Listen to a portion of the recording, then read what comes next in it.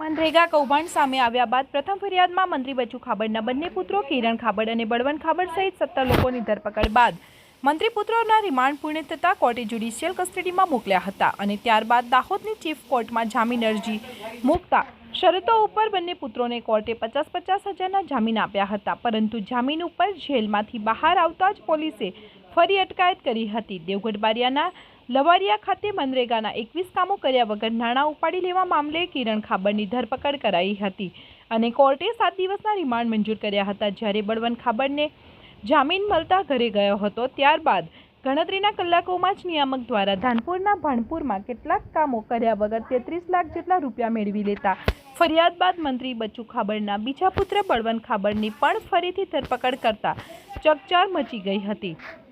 મનરેગા કૌભાંડની શરૂઆતથી એક બાદ એક મંત્રી બચુ ખાબડની મુશ્કેલીઓ વધતી જોવા મળી રહી છે। ત્યારે કિરણ હાલ રિમાન્ડ ઉપર છે, ત્યારબાદ બળવંત ખાબડને પણ કોર્ટમાં રજૂ કરી રિમાન્ડની માંગણી કરી પોલીસ આગળની તપાસ આગળ વધારી રહી છે। ત્યારે રિમાન્ડ દરમિયાન વધુ ખુલાસા થઈ શકે છે। ગઈકાલે દાહોદ ટાઉન બી ડિવિઝન પોસ્ટે ખાતે ડીઆરડીએ કચેરીના અધિકૃત અધિકારી દ્વારા એક ફરિયાદ આપવામાં આવી હતી। જે મનરેગા પ્રકરણને લઈને જે ફરિયાદ થઈ હતી એમાં વધુ એફઆઈઆર થઈ છે, જેમાં ધાનપુર તાલુકાના ભાણપુર ગામે કામો નહીં કર્યા હોવા છતાં પણ બિલોની ચૂકવણી અને પેમેન્ટ લગતની વાત છે। જે ફરિયાદ અન્વયે તપાસ કરતા મળેલા પ્રાથમિક પુરાવા આધારે બળવંત ખાબડ નામના વ્યક્તિની ધરપકડ કરી છે અને એ બાબત તપાસ હાલમાં ચાલુમાં છે।